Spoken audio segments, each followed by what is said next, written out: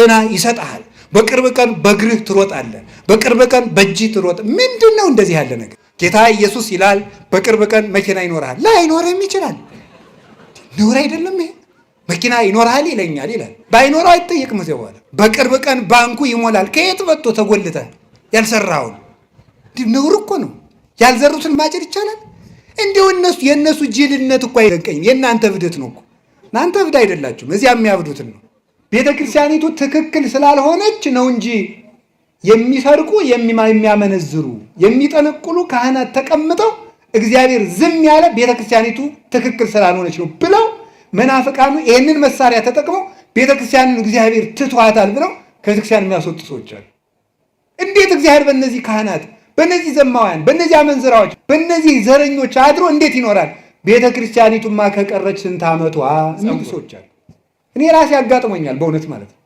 ስጋው ደግሞ አልቀበልም በቃ በካህናት ላይ በማየው ችግር ምክንያት እኔ አልቆርብም ያሉ ምዕመናን አጋጥሞኝ ያውቃሉ።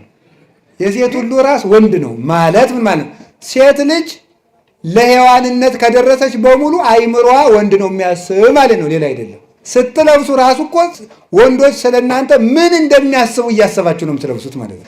ሴቶች ጌጥ የሚያበዙት ለዚያ ነው። ምንም ነገር የለው። ምንም የታወቀ ነገር እኮ ነው። የድንግል ማርያም ራስ ግን እግዚአብሔር ነው ይላል ዮሐንስ ዘደማስቆ።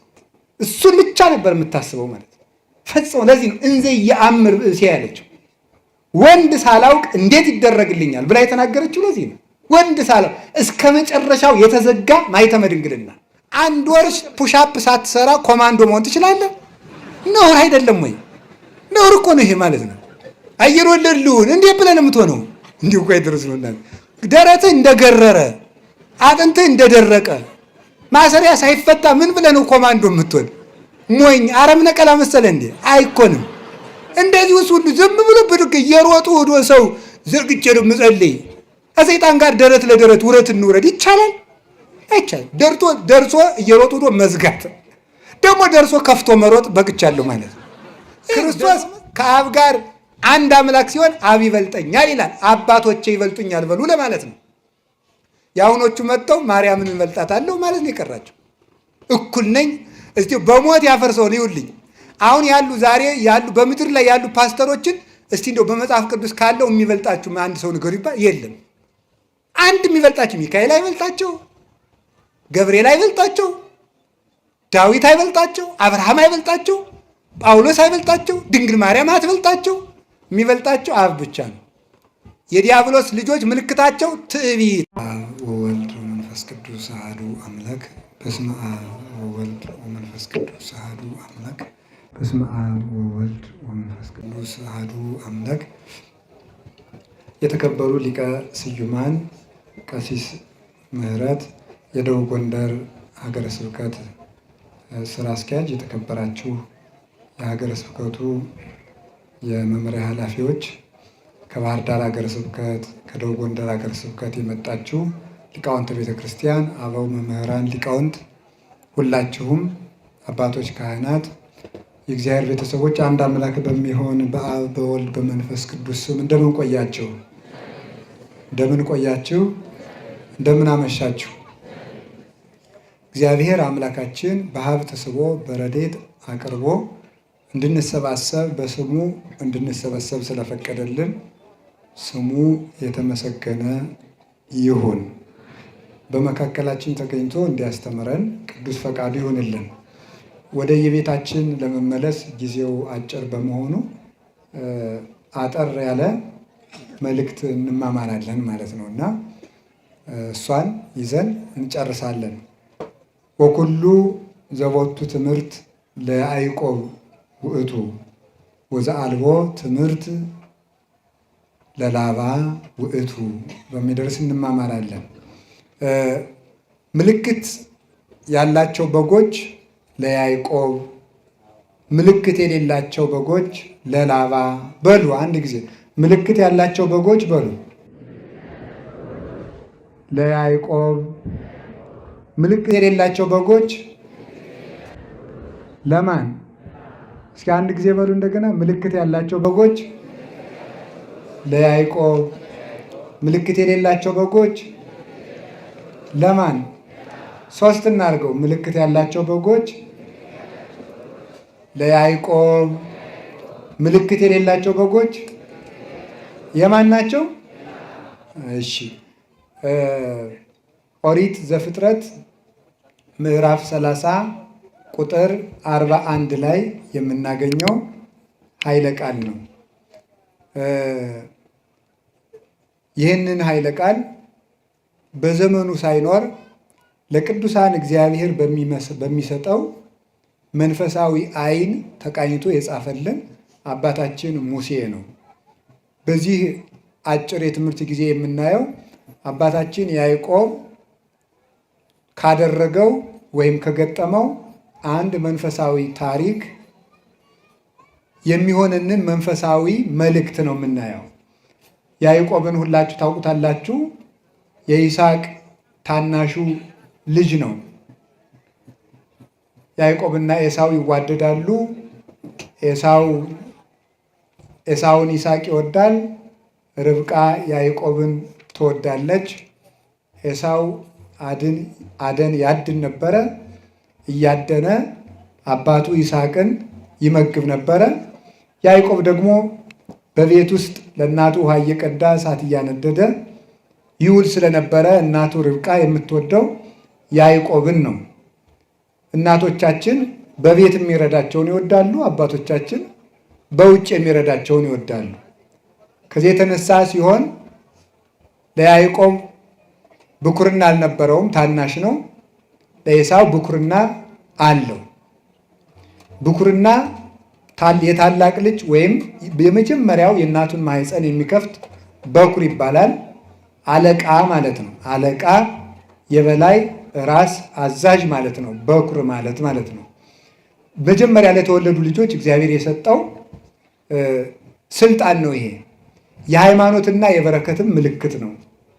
ይህንን ሲሆን እንግዲህ ከዕለታት አንድ ቀን ኤሳው አደን ውሎ ሲመጣ ያዕቆብ ምስር ንፍሮ ዳቦ በሽሮ እየበላ አገኘው። ስጠኝ ምበላው አለው። ብኩርናህን ስጠኝ አለው። ታላቅነት ማለት ነው። ታላቅነት፣ በረከት፣ የበላይነት ማለት ነው። የእግዚአብሔር ሰው የመሆን ምስጢር ማለት ነው። አይ ምን ብኩርና ትለኛለህ? በዚህ ብኩርናዬ ምን ተጠቅሜበታለሁ መሰለ? ውሰደው አለው። የእግዚአብሔርን ስም ጥራና በመሐላ ስጠኝ አለው። ምሎ አስረከበው። ትዕግስት አጥቶ ነው። ትንሽ ቢቆይ ኑሮ እናቱ መታ ትሰጠው ነበረ። በመቸኮሉ ግን ክብሩን ለምስር አጥተዋል ማለት ነው። በመቸኮላችን ምክንያት የምናጣው በጣም ብዙ ነገር አለ። በጣም ዓለምን የሚያውካት አሁን ችኮላ ነው። ቸኩሎ ማግባት፣ ቸኩሎ መመንኮስ፣ ቸኩሎ መብቃት፣ ቸኩሎ ቅዱስ መሆን ያምራችኋል አይደል? እናንተ ራሳችሁ ሱባኤ በሄዳችሁ በሶስተኛው ቀን ክንፍ አውጥቼ እንደሆነ ብላችሁ ጉያችሁ መዳሰስ ነው የምትጀምሩት ማለት ነው። በቃ ቸኩሎ መምህር መሆን ይሄ ሁሉ ማለት ነው።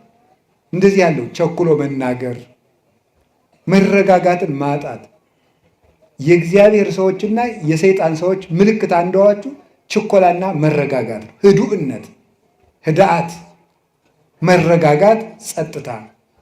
ሊቃውንቱ ምን ይላሉ? ለመናፍቃን ህድአት የላቸውም። እርጋታ የሚባል ነገር የለም። ሁሉንም ቶሎ ሞክረን እንጠፋለን። ሌላው ቀርቶ 5 ዓመት የጸለይንበትን ጊዜ እግዚአብሔር ዛሬ መልስ በሚሰጥበት ጊዜ እኛ አኩርፈን ጥለን እንሄዳለን። ቸኩለን ማለት ነው። በክፉ ሰዎች ላይ ሲፈረድባቸው ዛሬ ካላየን ብለን ሃይማኖቱን የሚክድ ሰውም አለ። ከቤተክርስቲያን የሚወጣ ዛሬ ለምን ዋጋቸውን አይሰጣቸውም ብሎ ዲዮቅልጥያኖስ የተባለው ንጉሥ ቤተክርስቲያንን ያን ያህል የክርስቲያኖችን አካላቸውን እንዳክርማ እየሰነጠቀ ደማቸውን እንደ ውሃ ሲያፈስ የነበር በመቸኮሉ ነው። መቸኮል ከሃይማኖት ያወጣል። ለምንድን ነው እንደዚህ ያደረገው? አባ አጋግዮስ የሚባል ሰው ነበር፣ ጳጳስ።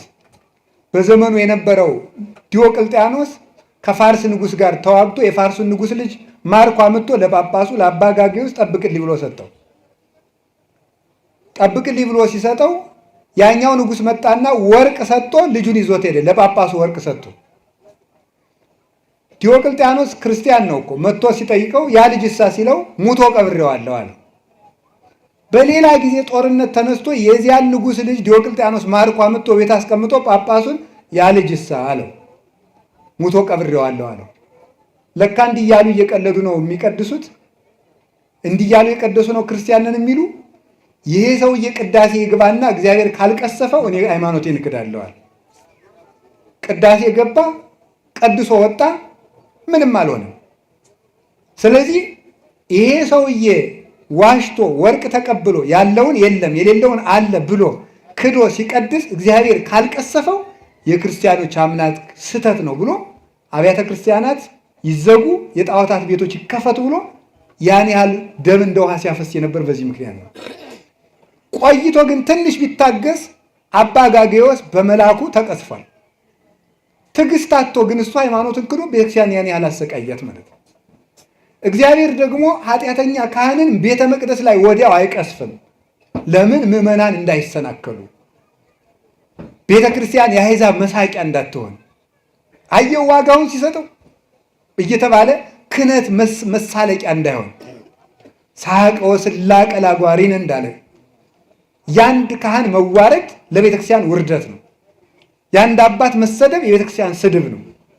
ለዚያ ብሎ እግዚአብሔር ካህኑን ከነ ኃጢአቱ ይጠብቀዋል። እኛ ግን በመቸኮላችን ምክንያት ቸኩለን እግዚአብሔር ካለ ለምን እነዚህን ጠርጎ ያስወጣቸው ለምን አይገላቸውም ብሎ ቸኩሎ ከቤተክርስቲያን የሚወጣ ሰዋል። ቤተክርስቲያኒቱ ትክክል ስላልሆነች ነው እንጂ የሚሰርቁ የሚያመነዝሩ የሚጠነቁሉ ካህናት ተቀምጠው እግዚአብሔር ዝም ያለ ቤተክርስቲያኒቱ ትክክል ስላልሆነች ነው ብለው መናፍቃኑ ይህንን መሳሪያ ተጠቅመው ቤተክርስቲያንን እግዚአብሔር ትቷታል ብለው ከቤተክርስቲያን የሚያስወጡ ሰዎች አሉ። እንዴት እግዚአብሔር በእነዚህ ካህናት፣ በእነዚህ ዘማውያን፣ በእነዚህ አመንዝራዎች፣ በእነዚህ ዘረኞች አድሮ እንዴት ይኖራል? ቤተክርስቲያኒቱማ ከቀረች ስንት ዓመቷ የሚሉ ሰዎች አሉ። መንደር ለመንደር እየገቡ እንዲህ የሚያደርጉ ግን ቅዱስ ጳውሎስ እንዳለ ወኩሉ ጾሮ ይጸውር። እኔ ራሴ አጋጥሞኛል በእውነት ማለት ነው። ስጋው ደግሞ አልቀበልም በቃ በካህናት ላይ በማየው ችግር ምክንያት እኔ አልቆርብም ያሉ ምዕመናን አጋጥሞኝ ያውቃሉ። ግን ወኩሉ ጾሮ ይጸውር ገላትያ 6 ላይ ሰው ሁሉ የየራሱን ሸክም ይሸከማል። አንድ ንስሐ ልጅ የንስሐ አባቱን መሬት የእኩል ይዞ ሲያርስ የእኩል ይዞ ያርሳል። አንድ ቀን ሲያርግ ወርቅ በድስት ተቀብሮ አገኘ። ለሎሌው ይህ ወርቅ የንስሐ አባታችን ስለሆነ እንካ ወስድ ስጣቸው ብሎ ሰጡ። እሳቸው ወርቁን ተቀበሉና አይ ይገለኛል፣ ማን ነው ይካፈለኛል ሲሉ ያን ሎሌውን ገደሉት። ወርቁን መብላት ሌላ ወንጀል ሳያካፍሉ እደግልኝ ብሎ ማካፈል ሲገባ ልጁን መግደል ሌላ ኃጢአት። ይሄንን ሲያደርጉ እንግዲህ ይሄንን ይዘው ሲቀድሱ እግዚአብሔር ዝም የሚላቸው ከሆነ እኔ አልቆርብም፣ ቁርባኑ የሚቅር ቅዳሴው የሚቅር ሁሉም የይስሙላ ነው አለ ሰው። በጣም ንጹሕ ምዕመን ስለሆነ እግዚአብሔር በዚህ ምክንያት ከቤተክርስቲያን ወጥቶ እንዲቀር ስላልፈለገ አንድ ቀን በራእይ ተገልጦ መልአኩ ምን አለ? ይሄ ምንጩ የወርቅ የሆነ ውሃው ንጹሕ የሆነ መቅጃው ደግሞ የወርቅ የሆነ በወርቅ ማንኪያ ውሃ እየቀዳ ሰውነቱ እጁ ቁስል የሆነ ሰውዬ እንካ ጠጣ ሲለው ያ እኔ አልጠጣም እጸይፈዋለሁ አለ።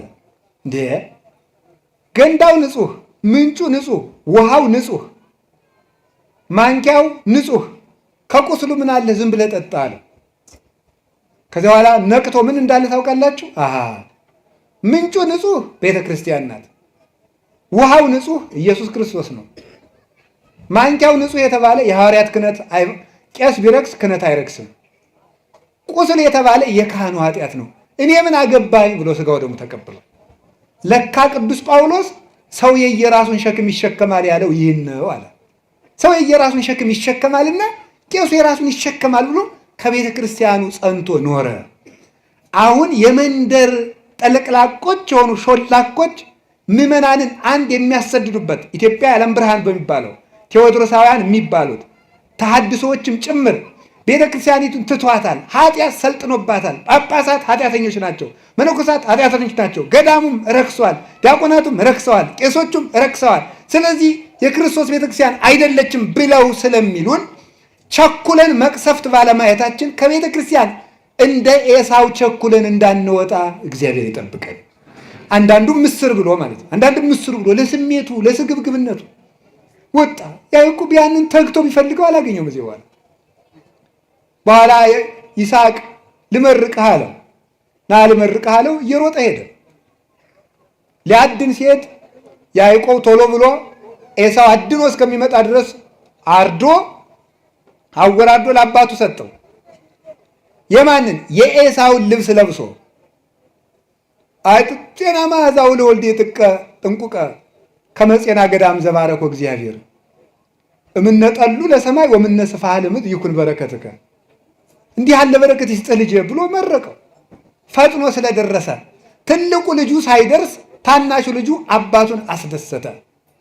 አባ ጊዮርጊስ ዘጋስጫ ኤሳው የአዳም ምሳሌ ነው፣ ይስሐቅ የእግዚአብሔር ምሳሌ ነው። ታላቁ ልጁ ፈጣሪውን አላስደሰተም፣ አዳም ፈጣሪውን አስከፋ።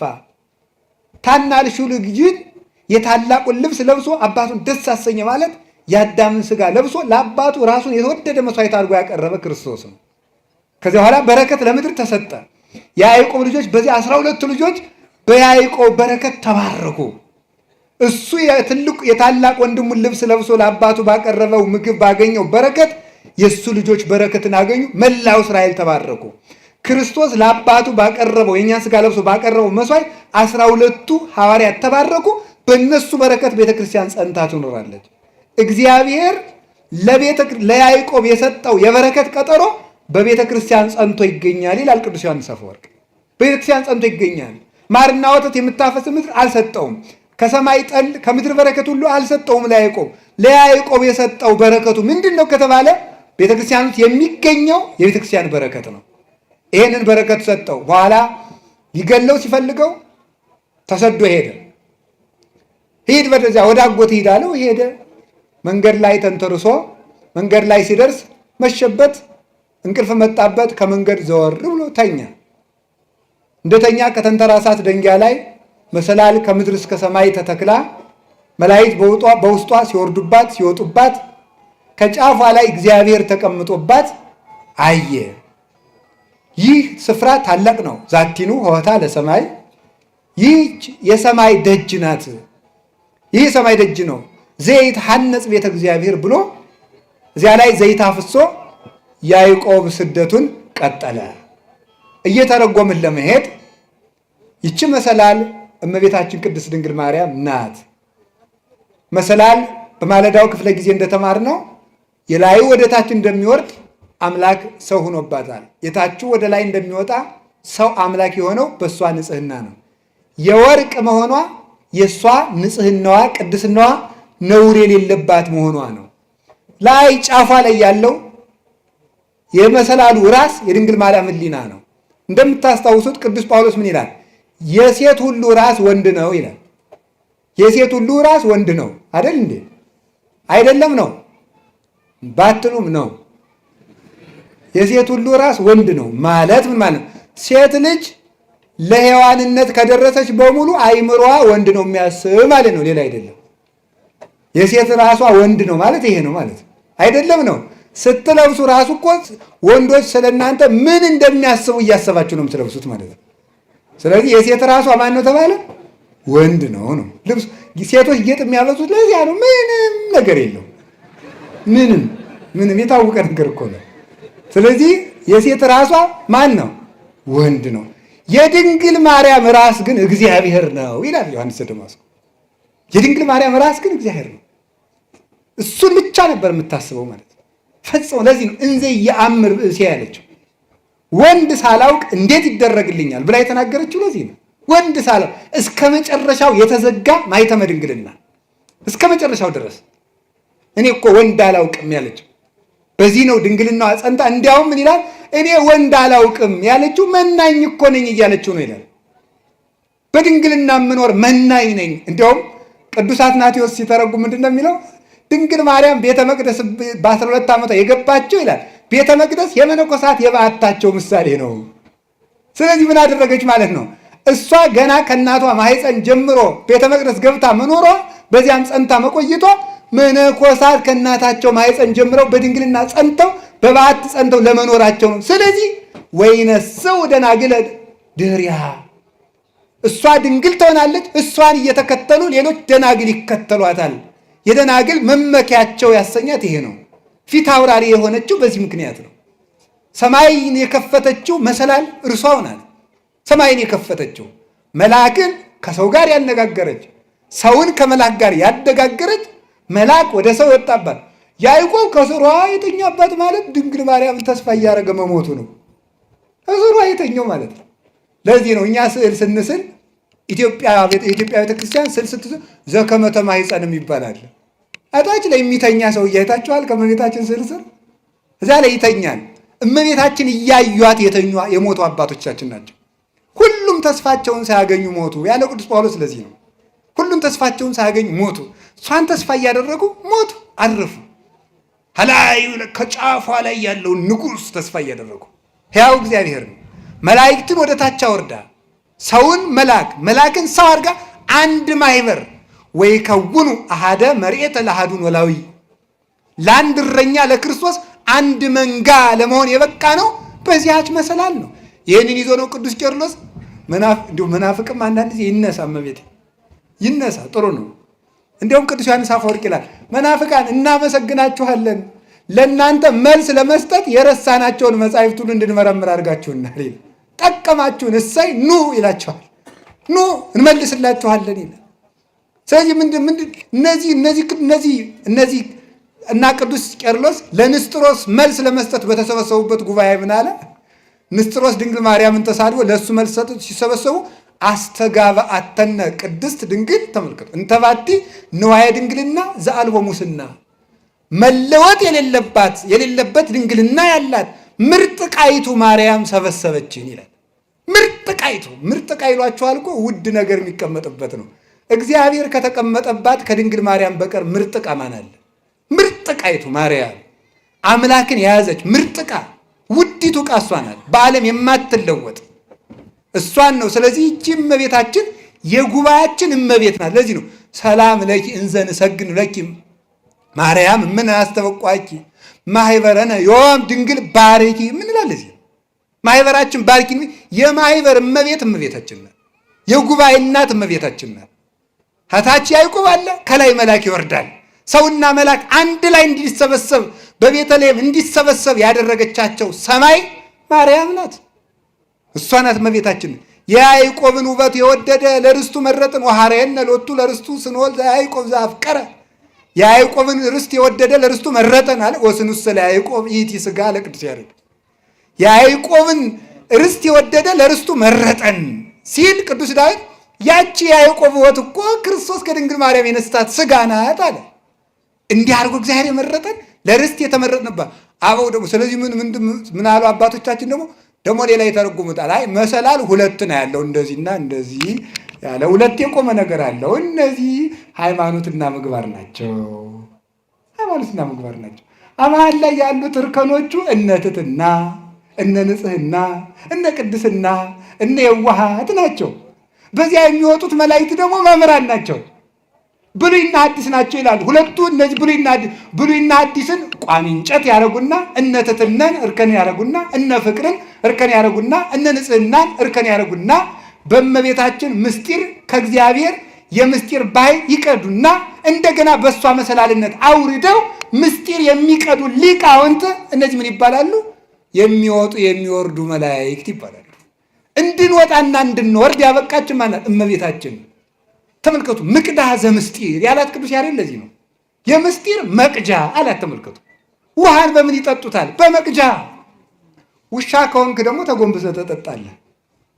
ሰው ከሆንክ ግን በመቅጃ ትጠጣለህ። ድንግል ተጎንብሰው የሚጠጡትን ለጦርነት እንዳትወስዳቸው እኮ ነው ያለው። ራስ የጠጣለው የሚለው በእጁ ሳይሆን ተጎንብሶ የሚጠጣውን እንዳትወስደው ብሎታል ጌዴዎንን። የምስጢር መቅጃዋ እመቤታችን ናት። ቀድተን የጠጣንባት እግዚአብሔር በእኛ መጠን እንዲገለጥ ያደረገችው እርሷ ነው። ያዕቆብ እንደዚያ ተሰዶ ሄደ። ከሄደበት ሀገር ከጉድጓዱ ደረሰ። ጉድጓዱ ሲደርስ እረኞች ተሰብስበው ለትልቅ 60 ሰዎች 50 ሰዎች የሚያነሱት ድንጋይ የተገጠመ የውሃ ጉድጓድ አገኘ። እረኞች ከፍተው እንዳያጠጡ ጨነቃቸው። ምን ይደረግ? በጎቹ ቁለጨለጫሉ። ከዛ በኋላ ምን አደረገ? ያዕቆብ ለምን አታጠጡም አላቸው። አይ ብቻችን አንችልም አለ። ኃያል ነው ያዕቆብ። ብቻውን ያን ድንጋይ ያነሳና አጠጣላቸው። ይህ ያዕቆብ ኢየሱስ ክርስቶስ ነው። የውሃ ጉድጓድ ቤተ ክርስቲያን ናት። በጎቹ ክርስቶስ እየጠማቸው 5000 ዘመን የተራቡ የአባቶቻችን ነፍሳት ናቸው። ከፍተው ላይ የተገጠመው ትልቅ ድንጋይ መርገም ነው። አበውን ተጭኖ የነበረው ከፍተው ማጠጣት አቅቷቸው የሚቁለጨለጩት እረኞች ነቢያት ናቸው። ዓለምን ማዳን ያቃታቸው ተመልከቱ። እስካመ ይመጽእ ዐቢይ ኖላዊ ያለ ቅዱስ ያሬድ ታላቁ እረኛ ክርስቶስ እስከሚመጣ ድረስ እሱ ሲመጣ ከሰተው አስተየ መሬቶ እሱ መርገሙን አነሳና አጠጣቸው። በወገቡ ታላቁ እረኛ ያለ ተመልከቱ። ያለው ያዕቆብ እስኪመጣ ድረስ ሁሉ አልተከፈተም። ክርስቶስ እስኪመጣ ድረስ የምሕረት ይቅርታ አልተሰጠም። እርግማን በላያችን ላይ ነበር። እርግማናችንን አንከባሎ አያችሁ። ልብ በል ጎበዝ፣ እያስተዋላችሁ ነው። እመቤቴ ይኸውላችሁ የእርግማኑን ድንጋይ ከማንሳቱ በፊት ምን አይቷል? መሰላሏን አይቷል። ክርስቶስ እርግማናችንን አስወገደልን ከማለት በፊት ድንግል ማርያምን መረጣት ማለት ይቀድማል። ለዚህ ነው አባቶቻችን ያዕቆብ ከፍቶ አጠጣ ከማለት በፊት እረኞቹ ይቁለጨለጩ ነበር ማለት ይቀድማል። ይህን ሊቃውንት ምን ብለው ይተረጉሙታል? እንዲህ ብለው ይተረጉሙታል። ምን ብለው? ሰው ይላሉ አባቶች፣ ሰው ከነገረ ክርስቶስ አስቀድሞ ነገረ ማርያምን መማር አለበት፣ ከነገረ ማርያም አስቀድሞ ትንቢተ ነቢያትን መማር አለበት ያሉ ለዚህ ነው። ይህን ያላወቀ ሰው ከክርስቶስ መድረስ ፈጽሞ አይችለው። መሰላሊቱን ሳታይ ጉድጓዱ እንዴት ብለህ ትደርሳለህ? ድንግል ማርያምን ትተህ ያዕቆብ ከከፈተው ጉድጓድ መጠጣት አትችልም። መሰላሏን ሳታይ አይቻልም። ይሄ ቅደም ተከተል የክርስቶስ የሥጋዌ ጎዳና ነው። ከዚያ በኋላ ሄደ። ራሔል እየሮጠች መጣች። ደግሞ አያችሁ፣ ደግሞ ከጉድጓዱ ራሔል እየሮጠች መጣች። አንቺ የማንሽ? እኔማ የላባ ነኝ። ወንድሜ ነው ይሄ ሳላት፣ ወንድሜ ነው ይሄ። ከዚያ በኋላ አብሯት ገባ። አብሯት ከገባ በኋላ ራሔልን አጋባኝ አለው። እሺ አለው። ራሔልን አጋባኝ ሲለው እሺ አለና አውቆ ትልቅ እያለ ትንሽ አይዳርም። ታላቂቱ ልያ እንደው መልኳ የዚያን ያህል ነው። እሷን ዳረለት። ኋላ ተዳር ሰርጎ ዓለም ቀለጠ ተብሎ ስትታይ ማናት? ልያ። ታምር እኮ ነው። ራሔልን ብሎ ወዶ ልያ። አይገርማችሁም? እናንተ እንደዚያ ሆናችሁ አታውቁም? በመልክ እኮ አይደለም። ራሔልን ብላችሁ እየለፋችሁ ልያ ናችሁ። በቃ ሁሉ ነገር ማለት ነው። መጨረሻ ላይ መልክ ለፍቶ ልያ፣ ለፍቶ ልያ። እንዲሁ ይገርማል እኮ ለፍቶ ከእግዚአብሔር ውጭ ተለፍቶ ተነግዶ መጨረሻ ላይ ልያ ነው ሲነጋ ማለት ነው። ሲነጋ ያው ነው። ዛሬ እንዴት ላድርጋ ነው? 7 ዓመት ተገዛልኝ አለ። 7 ዓመት ተገዝቶ ማን ይሰጠዋል? ልያን። ድቆ አይደርስም። 7 ዓመት ተገዝቶ ልያን ከሰጠ በኋላ እንዴት ታደርገኛለህ ሲለው ትልቅ እያለ ትንሽ አይዳር ማለት። እንደገና ደግሞ 7 ዓመት ተገዛና ራሔልን ልጨምርልሃል። እንደገና 7 ዓመት 7 ዓመት ከተገዛ በኋላ በል ደሞዝ ስጠኝና ወደ ሀገሬ ልመለስ ሲለው እንደገና 7 ዓመት። ስንት ዓመት ተገዛ ያዕቆብ? 21 ዓመት ተገዛ። ግን ያዕቆብ ራሔልን ይወዳት ነበርና ለያዕቆብ ጥቂት ቀን ሆነለት ይላል። በያዕቆብ ውበት ምክንያት 21 ዓመት እንደ ቀን ተቆጠረ። ራሔል መንግሥተ ሰማያት ናት ይላሉ ሊቃውንቱ።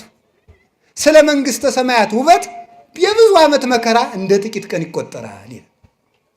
ያዕቆብ መከራውን ያልሰለቸው የሚወዳትን ራሔልን ስለሚያውቅ ነው። ቅዱሳንን መከራ ያልሰለቻቸው የመንግሥተ ሰማያትን ውበት ስለሚያውቁ ነው። ሕማምነ ዘለሰዓት ክብረ ወስብሐተ አፈድፊዶ ይገብር ለነ ይላል ቅዱስ ጳውሎስ። ለጥቂት ሰዓት ቅዱስ ጳውሎስ ያን ያህል ዓመት ተሰቃይቶ የጥቂት ሰዓት መከራችን ይለዋል። የጥቂት ሰዓት መከራችን ብዙ ክብርን አብዝቶ ይሰጥናል ይላል። የጥቂት ሰዓት ቅዱስ ቄርሎስ ዘእስክንድርያ ይህን ሲተረጉም ይላል ዓለም ከተፈጠረ ጀምሮ እስከሚጠፋ ድረስ ያለ የሰው ልጅ በሙሉ ዋጋ ሆኖ ቢሰጥ መንግሥተ ሰማያትን ለአንድ ደቂቃ ትክ ብሎ ለማየት እንኳን ዋጋ አይገኝም ይላል። ግን አጋንንትን ያሳፍራቸው ዘንድ ሕያው ቅዱስና መሐሪ እግዚአብሔር ይችን የመሰለች ሀገር በቀዝቃዛ ውሃ ሰጠን ይላል። ቸር ይለዋል። ይሄ እኮ ነው በእውነቱ ማለት ነው። ቸር በቀዝቃዛ ውሃ መንግሥተ ሰማያትን የሚሰጥ ነጋዴ እግዚአብሔር ብቻ ነው። እግዚአብሔር ብቻ ነው። ከዚያ በኋላ ያዕቆብ ደመወዜን ስጠኝ ሲለው 7 ዓመት ገዝቶ ደግሞ አልሰጥም። እኛም የመንግሥተ ሰማያትን ውበት ገብቶን መከራ እንድንንቅ እግዚአብሔር ይርዳን። አሜን በሉ እንጂ። ራሔልን ለማግኘት ስንት ዓመት መገዛት ያስፈልጋል? ሊያን እዛ የምትሮጥ ከሆነ መሮጥ ይቻላል። ራሔልን እስከምታገኝ ድረስ ድካም ነው። አሁን የፕሮቴስታንቱ ምኑ እኮ ደክሞት ነው። ኧረ በቃኝ እኔ ሆዴ ሞላ እኔ እያለ የሚጃጃል ነው። ሊያን ይዞ የሚሮጥ ነው ይሄ ሁሉ ማለት ነው። ራሔል አይደርስም። ትዕግስት የላቸውም።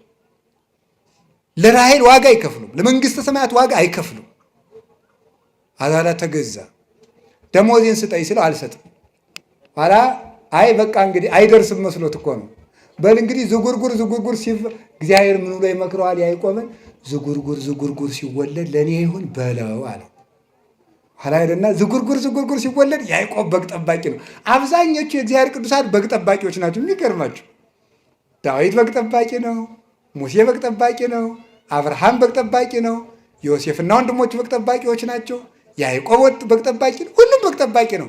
ምክንያቱም የክርስቶስ ምሳሌ ክርስቶስ የእኛ እረኛ ስለሆነ ማለት ነው።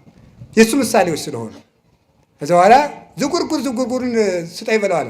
ዝጉርጉር ሲወለድ ልውሰድ አለ። ውሰድ አለ። ዝጉርጉር ምን 10 ዓመት አንድ ቢወለድ ነው ብሎ ነው። ደውቃ ድረስ እኮ አይደርስም መስሏችሁ የምትገቡት ቃል ኪዳን ብዙ አይደል? ብዙ ድሮ እናት አባቶቻችን እንደሚቀልዱብን ማለት ነው። ይህንን ግልገል አሳድግና ያንተ ነው ይሉና ስንለፋ ጨው ስናልስ ለይተን ቅጠል ስናበላ ከርመን ደግሞ ይህች አሁን የተወለደችው ናት እንባላለን። አይ መከራችን እኮ ነው እንደሆነ ስንለፋ ይሄ እንግዳ ስለሚመጣ አሁን ልናርደው ነው ፊኛውን እሰጣለሁ ለአንተ እንባላለን። ከስረን ቅርት እንደው ይገርማል። እንደዚህ እኮ ነው ማለት ነው። የአንዳንዱ ትዳር ቃል ኪዳን እንደዚያ ነው አይደለ? እንደዚህ አይደርስም መስሏችሁ ማለት ነው። እንዲያው እሺ በይኝ እንጂ እኔ እንዲያው ምንም እኮ ነው። ሰውየው ራሱ ዛሬ ምንም አያደርግም። ዘዋለ የመጨረሻ በጥብጥ ነው የሚሆነው ማለት ነው። እና እንደዚህ አድርጎ አይደርስም መስኮ ዝጉርጉር ውሰድ አለ። የማይጨበጥ ተስፋ መስጠት ያጋንንት ምናቸው መለያቸው ነው። የማይጨበጥ ተስፋ መስጠት እስቲ እግዚአብሔር ያሳየችው። አሁን ባለፈው አንድ ሰው ሲነግረኝ ነበር። አንድ ፓስተር ያደረገውን ሁላችሁም አካውንታችሁን አምጡትና ቡኩን እዚህ ያስቀምጡትና ኢየሱስ መቶ ሺህ ብር ያስገባላችኋል። ኧረ አያስገባም። ነውር እኮ ነው በእውነቱ። የማይጨበጥ ተስፋ መስጠት ነውር እኮ ነው። ያጋንንት ጠባያቸው ነው። የመናፍቃን ጠባያቸው ነው። ጌታ ኢየሱስ ይላል በቅርብ ቀን መኪና ይኖርሃል። ላይኖርም ይችላል። ነውር አይደለም ይሄ? መኪና ይኖርሃል ይለኛል ይላል። ባይኖረው አይጠየቅም። እዚያ በኋላ በቅርብ ቀን ባንኩ ይሞላል። ከየት መጥቶ ተጎልተህ ያልሰራውን? ነውር እኮ ነው። ያልዘሩትን ማጨድ ይቻላል? እንዲሁ የእነሱ ጅልነት እኮ አይደንቀኝም። የእናንተ እብደት ነው እኮ። እናንተ እብድ አይደላችሁም። እዚያ የሚያብዱትን ነው። እንዲሁ በጣም ነው እኮ የሚያስደንቀው በእውነት ማለት ነው። እንደዚህ አድርጎ እና እንደ ላባ አይደርስም እየመሰላቸው ሲደርስ እንጨናነቅበታለን ብለው የሚያደርጉ ሰዎች አሉ። እግዚአብሔር አሁን እንዲሁ እያለ የሚስቅ እግዚአብሔር አንዱ ያደረገውን ሰምታችኋል። እግዚአብሔር ስንት ሴቶችን ነው እግዚአብሔር ከኔ ውለዱ ብሏችኋል እያለ ሲያጃጅል፣ አሁን ደቡብ አፍሪካ ታስሮ ያለ ከ60 በላይ ሴቶችን ነፍሰ ጡር አድርጎ ማለት ነው። አሁን ይህንንም እንግዲህ ጌታ ኢየሱስ ፈቅዶ ብሎ የሚቀበለ እብድ ንፍልል ማለት ይህ እኮ ነው። እውነት ነው የምነግራቸው። የማይጨበጥ ተስፋ አንሰማም። እስኪ በሉ የማይጨበጥ ተስፋ በሉ። ምን አንልም። ደግሞ ምንድን ነው የሚለው መጽሐፍ? ወዘሰ ዘያስተሪ ኢኮነ ተስፋ። የሚታየው ተስፋ አይደለም። እስኪ በሉ ሁላችሁ የሚታየው በሉ ምን አይደለም? ተስፋ አይደለም። በሚታይ ጤና ይሰጣል።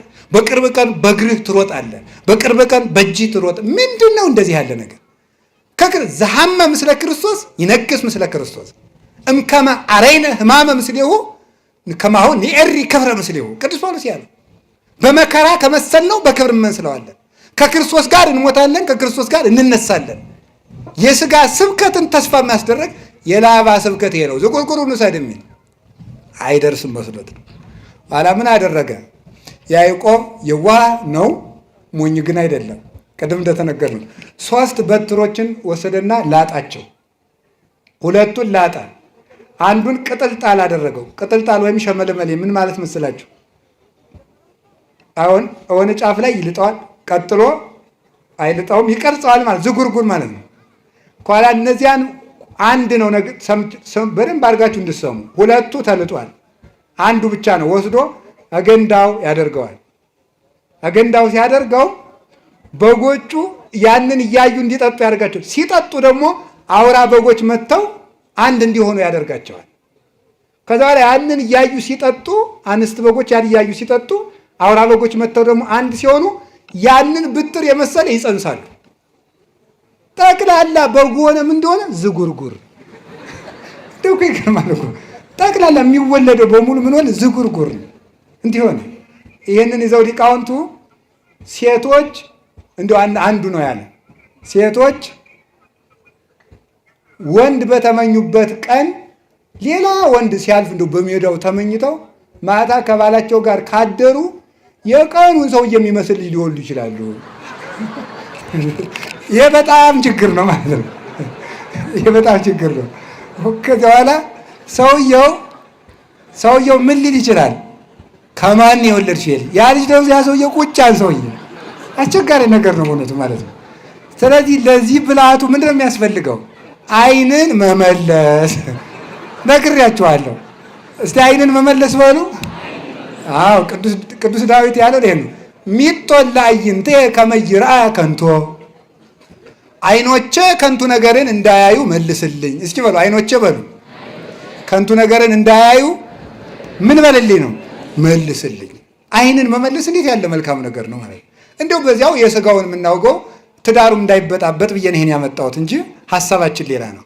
ዝጉርጉር ተወለዱ። ከዚያ በኋላ ዝጉርጉር ተወለዱ። ከዚያ በኋላ ምልክት ያላቸው በጎች በሙሉ የማን ሆኑ?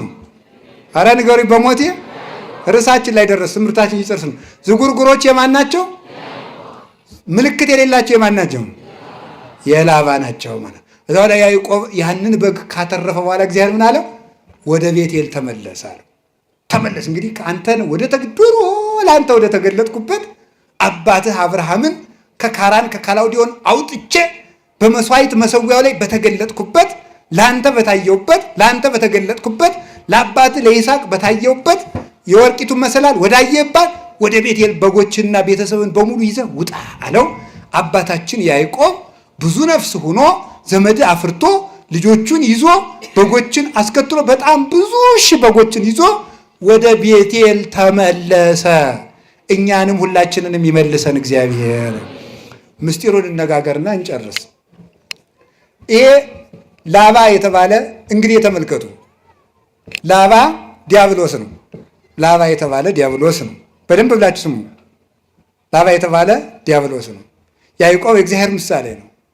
እግዚአብሔር ምሳሌ ነው። ያዕቆብ በዚያ የኖረበት ጊዜ ወይም ደግሞ እዚያ የነበረው ገንዳ በጎቹን ያጠጣበት የነበረው ገንዳ የቅድስት ቤተ ክርስቲያን ምሳሌ ነው። ውሃው የጥምቀት ምሳሌ ነው። በጎቹ ምዕመናን ናቸው።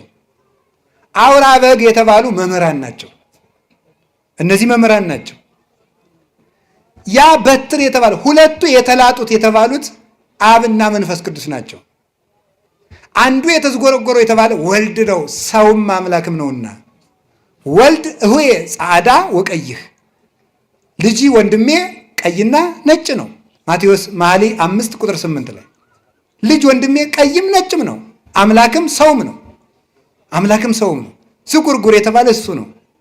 እሱን እያሳየ ያጠጣቸው ነበር ማለት ክርስቶስን እያስተማሩ ያጠምቋቸዋል ማለት ነው። ሂዱና ለምን ወንጌል አስተምራችሁ ደቀ መዛሙርት ያድርጓቸው ስላለ ክርስቶስን እያስተማሩ ክርስቶስን እየሰበኩ በልቡናቸው እያሳደሩ በክርስቶስ ስም እየጠሩ እክህደከ ሰይጣን እያሉ አምን በከ ክርስቶስ አምላኬ እያሉ አጋንንትን እያስካዱ ላባን እያስካዱ ዲያብሎስን እያስካዱ ክርስቶስን እየሰበኩ ያጠምቋቸዋል። በጎቹ ተመልከቱ፣ በጎቹ ምን ይጸንሳሉ ሲባል ዝጉርጉር በትሩን የመሰለ ይጸንሳሉ ማለት ክርስቲያኖች ከቤተ ክርስቲያን ክርስቶስን እየመሰሉ ይወለዳሉ ማለት ነው። ክርስቶስን እየመሰሉ ይወለዳሉ ማለት ነው። ክርስቲያኖች ምልክት አላቸው ማለት ክርስቲያኖች ሲያዩዋቸው ክርስቶስን ይመስላሉ ማለት ነው። ክርስቶስን ይመስላሉ ማለት ነው። ከቃሉ ጋር ናችሁ? ክርስቶስን ለመምሰል ያብቃል። ሊቃውንት ደግሞ መልሰው ምን ይላሉ? በጎቹ እነዚህ ምንድን ናቸው? አውራ በጎቹ መምህራን፣ በትሩ ኢየሱስ ክርስቶስ፣ ውሃው ጥምቀት ትምህርት፣ ምዕመናን እና በጎቹ ዝጉርጉር መጽነሳቸው የክርስቶስን ትምህርት ሰምተው በልቡናቸው የማሳደራቸው ነው። ዝጉርጉር መውለዳቸው ማለት ያንን በምግባር መግለጣቸው ነው። እነሱን የመሰለ ሰው መተካታቸው ነው። እንጦንስ፣ መቃርስ፣ ጳኩሚስ፣ ቴዎድሮስ፣ አረጋዊ፣ ዮሐኒ፣ ተክለ ሃይማኖትን መውለድ ማለት ነው። ይህንን ማድረግ መቻል ማለት ዝጉርጉር አይቶ ዝጉርጉር መጽነስ ማለት ክርስቶስን መስሎ ኑሮ ክርስቶስን የመሰለ ልጅ መተካት ማለት ነው። ሌሎች መምህራንን መተካት ሐዋርያትም ጴጥሮስ፣ ቀሌምንጦስን፣ ጳውሎስ፣ ጢሞቴዎስን፣ ዮሐንስ፣ አግናጢዎስ፣ ፖሊካርፐስን መተካት ማለት ነው። ማስመሰል ማለት ይሄ ነው። በትዳር አስመስሎ መተካት፣ በወንጌል አስመስሎ መተካት፣ በመነኮሳት አስመስሎ መተካት፣ በቤቱና አስመስሎ መተካት ጳውሊ እና አርሳኔዎስን እንደተካው ማለት ነው። እንዲያር የሚያደርጉ ምን ይባላሉ? የያዕቆብ በጎች። ለዚህ ሁሉ መድኃኒቱ አውራዎቹ ናቸው ማለት መምህራን ናቸው። ዓለምን ብጥብጥ የሚያደርጓቸው ያለ አውራ በግ መጽነስ የምትችል በግ እንደሌለች ያለ መምህር ምግባር መስራት የሚችል ምዕመን የለም። ሳይማሩ የሚያገቡ ሰዎች፣ ሳይማሩ የሚመነኩሱ ሰዎች ብጥብጥ የሚያደርጉ እየሮጠ ሄድና መመንኮስ፣ እየሮጠ ሄድና ደግሞ ዘግቻለሁ ማለት ሰይጣን ሲያጨናንቀው እንዲሁ እኮ እናንተ አንድ ወር ፑሻፕ ሳትሰራ ኮማንዶ መሆን ትችላለህ? ነውር አይደለም ወይ? ነውር እኮ ነው ይሄ ማለት ነው። አየር ወለድልውን እንዴት ብለን የምትሆነው እንዲሁ እኮ አይደረስ ነው። ደረትህ እንደገረረ አጥንትህ እንደደረቀ ማሰሪያ ሳይፈታ ምን ብለህ ነው ኮማንዶ የምትሆን? ሞኝ አረም ነቀላ መሰለ እንዴ? አይኮንም። እንደዚህ ውስጥ ሁሉ ዝም ብሎ ብድግ እየሮጡ ሄዶ ሰው ዘርግቼ ነው የምጸልይ ከሰይጣን ጋር ደረት ለደረት ውረት እንውረድ ይቻላል? አይቻልም። ደርሶ እየሮጡ ሄዶ መዝጋት ደግሞ ደርሶ ከፍቶ መሮጥ በቅቻለሁ ማለት ነው። ይሄ ነው ደርሶ መዝጋት፣ ደርሶ መክፈት ማለት ነው። ደርሶ ማግባት፣ ደርሶ መፋታት። ይሄ ነው ችግሩ። ተምሮ መግባት። አሁን እንደው ስታገቡ ምን እያረጋችሁ እንደሆነ ይገባችሁ? ምን እያረጋችሁ እንደሆነ እኮ አይገባችሁ። አሁን ሚስት ቤተክርስቲያን እንደሆነች የሚያውቃለ? ባል ክርስቶስ እንደሆነ የሚገባው አለ? ለባሏ ስትታዘዝ ለክርስቶስ እንደምትታዘዝ የምትቆጥር ሴት አለች? ባሏን ስትንቅ ክርስቶስን እንደምትንቅ የሚገባት ሴት አለች? ሚስቱን ሲያቃልል ቤተክርስቲያንን እንደሚንቅ የሚገባው ሰው አለ? የለም። ባልና ሚስት ሲፋቱ ክርስቶስና ቤተክርስቲያን ተለያዩ ብሎ እንደካደ እንደሚቆጠርበት የሚረዳ ሰው አለ? የለም። እማያውቁ ስለዚህ ያለ አውራ በጎች የጸነሱ ዝጉርጉር የሌላቸው ክርስቶስን የማይመስሉ ምዕመናን፣ ክርስቶስን የማይመስል ትዳር፣ ክርስቶስን የማይመስል ገዳም፣ ክርስቶስን የማይመስል ቤተ ክህነት፣ ክርስቶስን የማይመስል ንግድ፣ ክርስቶስን የማይመስል ንግግር፣ ክርስቶስን የማይመስል ስልጣን፣ ክርስቶስን የማይመስል አለባበስ፣ ሁለንተናችን ክርስቶስን የሚመስል ምልክት የለንም። መድኃኔዓለም ምልክት እንዲኖረን ያደርገን። ምልክት ይውላችሁ የክርስቶስ መሆናችን የሚታወቀው በትሩን መስለን በመጸነሳችን ነው። የክርስቶስ መሆናችን የሚታወቀው እሱን የምንመስልበት አንዳች ነገር። እስቲ እንደው እግዚአብሔር ያሳያችሁ፣ ክርስቶስ ያመልክታችሁ። አሜን በሉ። እንዲሁ አሁን እኔን ተውኝ፣ መቼም ግድ የለም ደግሞ እኔን ሌላ ሰው ይምከረኝ አይሻልም? እንዲህ አሁን እናንተ እስቲ ያው ምናችሁ ክርስቶስን ይመስላል? እስቲ ንገሩኝ። ስናገር በሉ። እሺ ትመስላላችሁ? እንዴት ነው የምትሉ? ውጣ ግባ ትመስላላችሁ? ለስበላ እስኪ ስበላ በሉ ደግሞ ተናገሩ እንጂ ትመስላላችሁ ወይ? ሐመሯ ስለብስ፣ እስኪ ስለብስ በሉ። ትመስላላችሁ? እሺ ስትነግዱ፣ ምን ስትሾሙ፣ ስትጋቡ። አዎ ክርስቶስ ለቤተ ክርስቲያን ሞተላት። ለሚስቱ የሚሞት ባል የለም። ቤተ ክርስቲያን ለክርስቶስ መስዋዕት ትሆናለች፣ ለባሏ መስዋዕት የምትሆን የለችም። ምናችን ነው ክርስቶስን የሚመስለው ብለን መጠየቅ አለብን። ክርስቲያን ተብያ እንደው ክርስቶስን የሚመስል እናንተ በግ እኮ ጥጃ አይወልድም፣ በግ ውሻ አይወልድም። የክርስቶስ ልጆች ሆነን እንዴት የዲያብሎስ መልክ ይኖረናል? ይህንን ነው በእውነቱ ማለት ነው ጌታ ያስተማረን። ምልክት የሌላቸው በጎች ማለት ክርስቶስን የማይመስሉ ክርስቲያኖች ማለት ናቸው። አሁን ነገ ሁለት ነገር ነው ማስተላለፍ የፈለግኩት፣ ጨርሻለሁ ትምህርቴን። አንደኛው የክርስቶስን ስም ይዘው ክርስቶሳውያን ያልሆኑ መናፍቃን ሲመጡ ምልክታቸውን እንድታውቁት ነው። የክርስቶስ ሰው ከሆንክ ምልክት ምንድን ነው? እስቲ ይሁት ፓስተሩን ይሄ እመቤታችን የሚሰድበው ምን የሚለውን ምልክቱ ምንድን ነው? ከራባት ነው? የክርስቶስ የመሆኑ ዝላይ ነው? 24 ሰዓት መብላት ነው?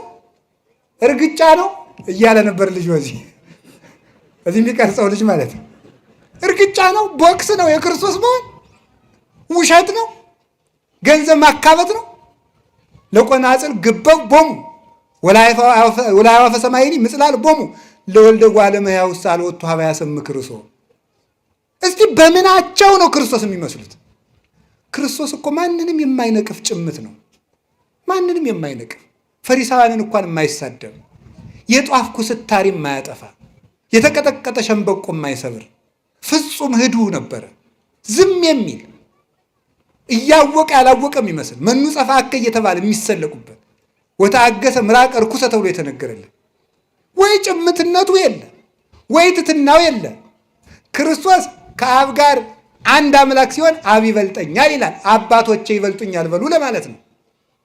የአሁኖቹ መጥተው ማርያምን እበልጣታለሁ ማለት ነው የቀራቸው። እኩል ነኝ እስቲ በሞት ያፈርሰውን ይውልኝ። አሁን ያሉ ዛሬ ያሉ በምድር ላይ ያሉ ፓስተሮችን እስቲ እንደው በመጽሐፍ ቅዱስ ካለው የሚበልጣችሁ አንድ ሰው ንገሩ ይባል የለም። አንድ የሚበልጣቸው ሚካኤል አይበልጣቸው፣ ገብርኤል አይበልጣቸው፣ ዳዊት አይበልጣቸው፣ አብርሃም አይበልጣቸው፣ ጳውሎስ አይበልጣቸው፣ ድንግል ማርያም አትበልጣቸው። የሚበልጣቸው አብ ብቻ ነው። ክርስቶስም ወንድማቸው ነው። በእነሱ ሎቱ ስብሐት።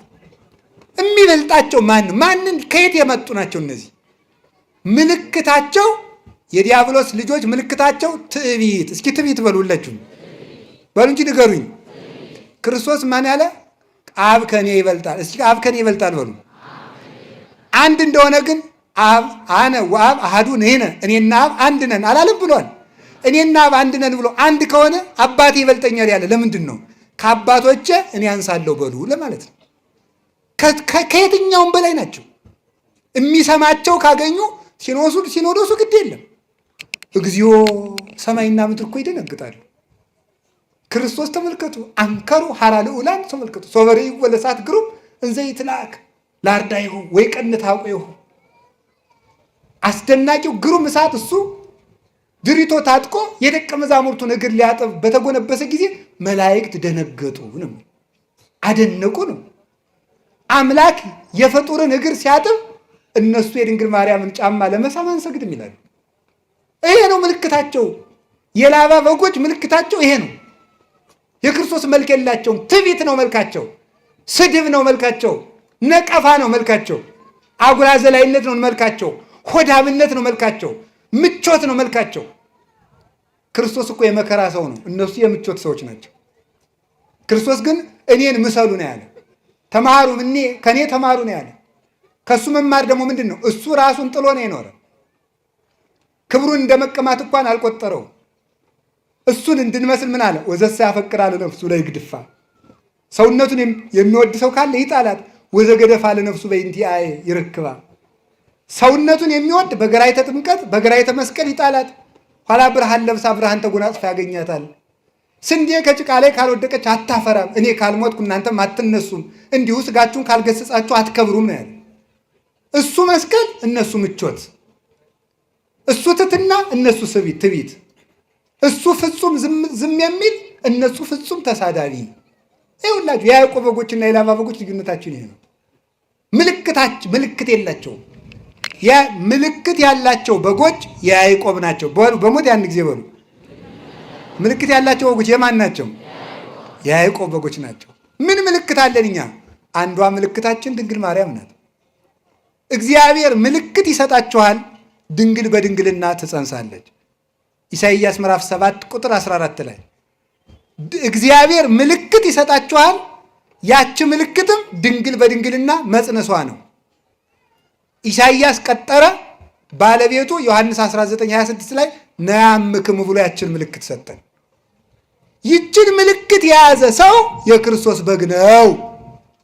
ድንግል ማርያምን የያዘ ሰው የክርስቶስ በግ ነው። ምልክት የሌለው የላባ ነው ማለት ምልክቲቱ ድንግል ማርያም ናትና፣ ድንግል ማርያም የሌላቸው ሰዎች የዲያብሎስ በጎች ናቸው፣ የክርስቶስ በጎች አይደሉም። አንዱ ምልክታቸው መስቀል ነው። መስቀል የላቸውም፣ አያምኑትም፣ ይክዱታል። ቅዱስ ጳውሎስ እንዲና አንሰ ኢይዝያር ዘእንበለ በመስቀሉ ለእግዚእነ ኢየሱስ ክርስቶስ፣ እኔ ከክርስቶስ መስቀል በቀር በምንም ባንዳች ነገር አልመካም፣ ሌላ ትምክት ይራቅልኝ። አልቦ ዘያነጠኒ እንዘ ጸውር ማኅተሞ ለክርስቶስ በሥጋዬ፣ የክርስቶስን ማኅተም በሥጋዬ ተሸክም ያለውና ማንም አያድክመኝ። ገላትያ 6:14 ላይ ክርስቶስ ዓለምን የሚሸከም ሆኖ ሳለ ማቴዎስ 27:57 ላይ እንደተጻፈ ስምዖን ቀሬናዊ እንዲያግዘው ያደረገ ከተቀበለው መከራ መስቀሉ ከብዶት ነው። ነገር ግን ክህነትን በጴጥሮስ ማርያምን በዮሐንስ እንደሰጠ መስቀሉን በስምዖን ለመስጠት ነው፣ በረከት ለማካፈል ነው። መስቀሉ የሌላቸው እነዚህ ተፈጥሯዊነትን የካዱ ስንፈጠር እንኳን እግራችን ስንዘረጋ እጃችን ዘረጋ መስቀል መሆናችን ለመስቀል እኛ ራሳችን የመስቀል ምልክት ነን። መስቀሉን የጣሉ ምልክት የሌላቸው በጎች የዲያብሎስ የላባ ናቸው። እኛ ግን መስቀሉም አለን፣ እመቤታችንም አለች። ጥምቀት የላቸውም፣ አይጠመቁም። የያዕቆብ ልጆች ከገንዳው ነው የሚገኙ። እነዚህ ደግሞ አይጠመቁም። የኢየሱስ ስም ብቻ እየጠሩ ነው የሚኖሩ። ክርስቶስ አርአያ አድርጎና አንዳንዶች በስብከት ተጠምቀናል ይላል፣ አንዱ በስሙ ተጠምቄያለሁ ስሙን ካመንኩ ይበቃኛል ይላል። ክርስቶስ በውሃ ነው የተጠመቀ፣ በውሃ ትጠመቃለህ። በውሃ ነው የተጠመቀ። ሐዋርያትን አጥምቁ አለ እንጂ የሰበከውን 5000 ሰው ሁሉ አጥምቁ አላለም። ግዱን በመጣው ሐዋርያዊ ሰንሰለት በጠበቀ ክህነት ከተጠመቅ የክርስቶስ በግ ትሄዳለህ እንጂ ከክርስቶስ እንጀራ የበላው ሁሉ ካህኑ ነው፣ አልተሾመም፣ አላጠመቀም። እንጀራ መብላት ለ5000 ሰው ተፈቅዷል፣ ማጥመቅ ግን ለሐዋርያት ነው። ይህንን የሚፈጽሙ የያዕቆብ በጎች ናቸው። ከገንዳው አይጠጡም ብያችኋለሁ። የያዕቆብ በጎች ከገንዳው ጠጥተው ዝጉርጉር ይወልዳሉ። እነዚህ ደግሞ ከሐዋርያት ጉባኤ ተምረው ቅዱሳን አባቶቻችን ካስተማሩ ጉባኤ ተምረው ክርስቶስን የመሰለ ልጅ ይተካሉ። እነዚህ ግን ተመልከቱ፣ አውራዎችን አይፈልጉም፣ መምህራንን አይፈልጉም። የአትናቴዎስ፣ የቄርሎስ፣ የዮሐንስ አፈወርቅ፣ የአግናጤዎስ፣ የቅዱስ ያሬድ፣ አባ ጊዮርጊስ፣ የኤስድሮስ ትርጓሜ ሲባሉ ተረት ነው የሚል ስም ያወጡለታል። ያለ አውራ በግ መጽነስ የሚፈልጉ ያለ መምህር መጽደቅ የሚፈልጉ ትርጓሜን የሚነቅፉ እነዚህ የላባ በጎች ናቸው። ቅዱስ ሥጋውን ክቡር ደሙን የማይቀበሉ እነዚህ የላባ በጎች ናቸው። እስራኤል ከግብፅ ሲወጡ ከመቃኑ ላይ ምን አድርገው ነው? ደም ቀብተው ምልክት ያለበትን ቤት እያየ ሞተ በኩር አልፏቸው ነው። የበሩ የቤቱ መቃን የተባለ የምዕመናን ከንፈራቸው ነው። ሥጋው ደሙን አይቀበሉም። የጌታ እራት እያሉ መቀለጃ እያደረጉ እንጀራ ዳቦ ሲቆርሱ ነው የሚውሉት። አይቀበሉም። እሱ ግን በአማን ሥጋዬ ዝውቱ ሥጋዬ ነው እንጂ ከመስጋዬ አላለም። ይህ ሥጋዬ ይህ ደሜ ነው ነው ያለ። ሥጋውን አይቀበሉም፣ ደሙን አይቀበሉም። እንዳይቆርቡ ክህነት የላቸውም። ክህነት እንዳይኖር ደግሞ ሁሉም ካህን ነው ይላሉ። ሁሉም ካህን እንዳይሆን ደግሞ ቅዱስ ጳውሎስ ለጢሞቴዎስ በማንም ላይ ፈጥነህ እጅህን አትጫን ብሎታል። ስለዚህ በየትኛው መንገድ መዳኛ የላቸውም። ስለዚህ ድንግል ማርያምን በእናትነት ምልክት፣ መስቀሉን በማኅተብነት ምልክት፣ ጥምቀቱን ምልክት፣ ቅዱስ ሥጋውን ክቡር ደሙን ምልክት፣ በጎ ጭምትነትንና ትሕትናን ምልክት ያደረጉ ሰዎች እነዚህ የክርስቶስ ገንዘቦች ናቸው። እነዚያ ግን የዲያብሎስ ገንዘቦች ናቸው። በጣም ሰፊ ምልክት ያለው ነበር። ይበቃናል። ምልክታችን ይዘን ተገኝተን የክርስቶስ በጎች ለመሆን ያብቃን። ወስብሐት ለእግዚአብሔር። ይቆየን።